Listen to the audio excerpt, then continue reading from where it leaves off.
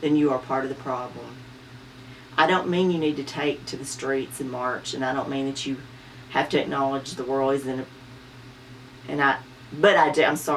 but I do mean that you have to acknowledge the world isn't so pretty, and then find your own way to take part in making it better. Hand $1 to a stranger. Make a casserole for your neighbor. Show up in the streets to gather for peace. Write a blog post like I did in the way that you speak, because you might reach others that sound just like you. Take up for the marginalized. Don't question how they got that way or if you're enabling. Just do it and have faith that your faith will be rewarded.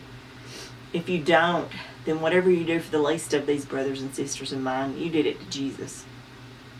You know the one. The one you claim to be like, that Jesus. The one who died on the cross to save the very ones that crucified him, that Jesus.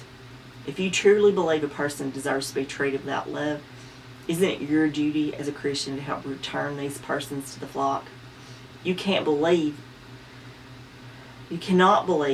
you are this, you can't believe you're that, and therefore you should remain lost and forgotten. When did Jesus do that?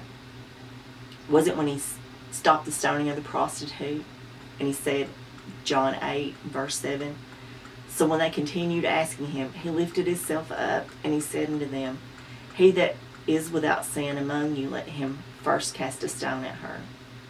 Did Jesus do it the way that you do it? Did he look out to the street and say, oh well, I guess they deserve it? Jesus not only said don't throw the stone, he saved the prostitute despite the fact that she was a sinner.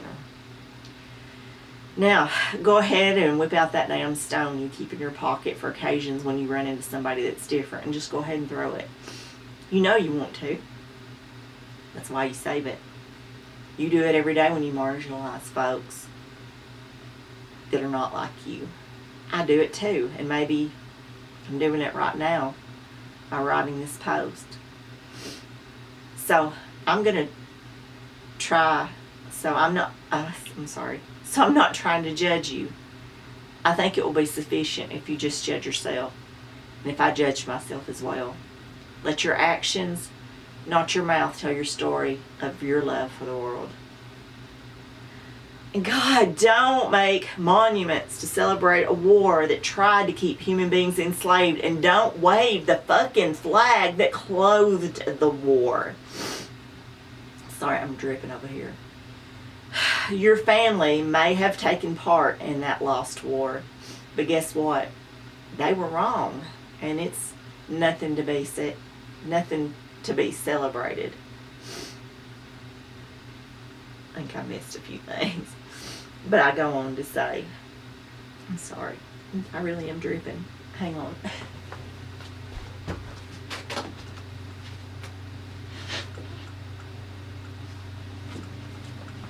Try to keep a tissue with me. I went on to talk about, let me see where I was. Okay, yeah, then I went on to just talk about the history of America and how deep and dark it goes.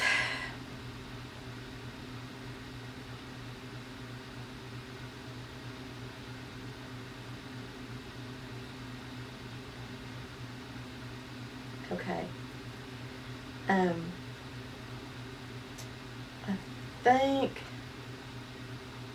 think it says, I was just talking about the genocide of the Native Americans, and it said by the time Christopher Columbus reached here in 1492, the historians estimated that there were 10 million indigenous peoples living in the U.S. territory, and by 1900, the number had reduced to less than 300,000. I think some of my writing got really chopped up here.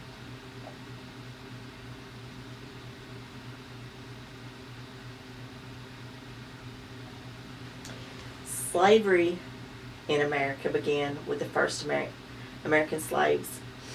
They were brought to the North American colonies in Jamestown in 1619.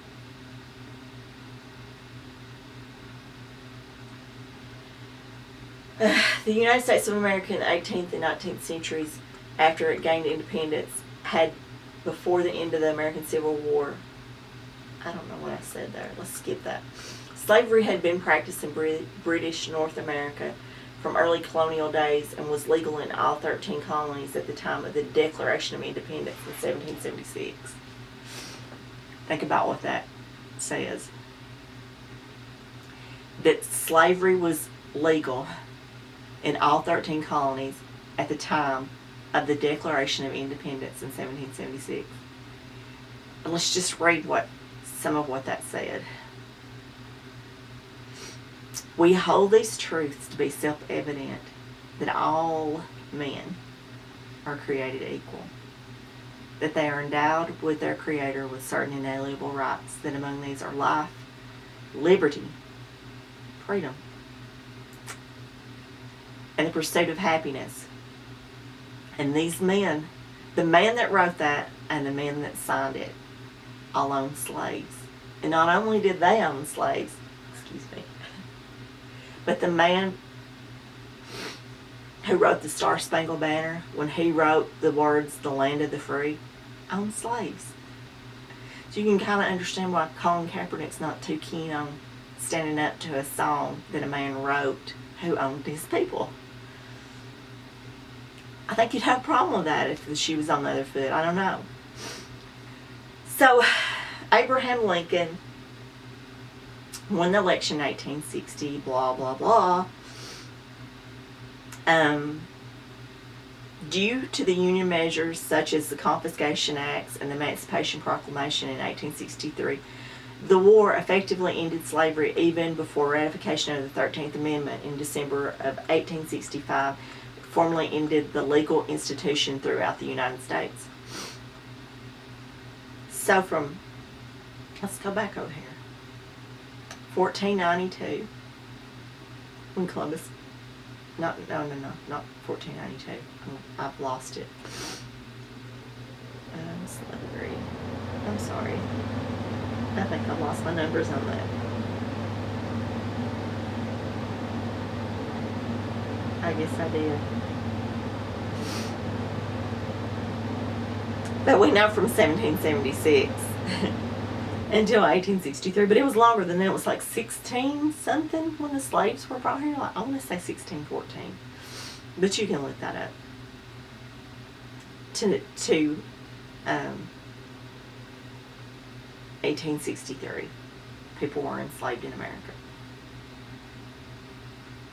And segregation was 1896 to 1964. In 1896, the Supreme Court sanctioned legal separation of the races. They did. And then in 1954, the Supreme Court outlawed segregated public education facilities. And then the Civil Rights Act of 1964 ended all state and local laws requiring segregation. This is 1964. I was born 2 years later. I was born in 1966. Martin Luther King Jr. was murdered in 1968. That wasn't that long ago.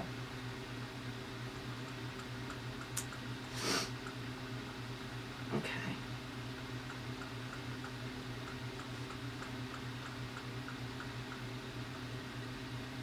Man, I wish this wasn't chopped up like it is. Let's see. The next thing I said was my little talk about the inequality, and I just got to be a little asshole now, but I'll read it to you if I've not messed it up in my clips here. But I said I'm not going to even call out the inequality of the sexes, so that you can call me the usual title you give to those who call it out. And hint, it starts with a B and it ends with an H.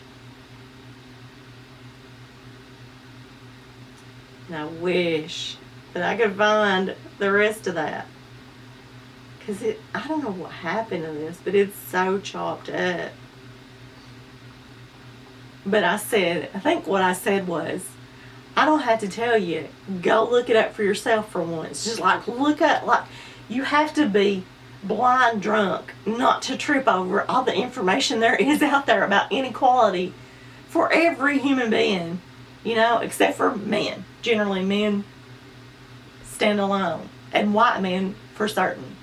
But men of other cultures still look down on women. It's a thing.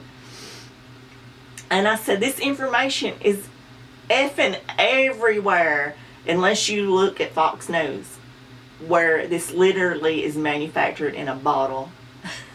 The shit that I'm talking about. The inequality between men and women. That's what Fox News does. That's how they run their organization, is by putting men above women. Whatever. Let's move on. There has never been a single moment in the history of America that the country as a whole acknowledged what we did to the least of these. In quotations, because that's from the Bible. The least of these. There has never been a time when we tried to heal the wounds. There's never been a time that we said we're sorry. There's never been a time when white America was asked to pay the price for this destruction. And we've managed to pass the buck on to the other generations who now think, it's not my fault. Boy, have I heard that. There's never been a time when we all dropped to our knees to ask forgiveness for all the stones, those whips, those chains, those nooses. There's never been a time that separated us from those years of ugliness perpetrated on the least of these. And the ugliness is still prevalent today. We've never taken a break. We've never taken a day off. Instead of meeting this ugliness head on, we say, but what about me? Well, white folks,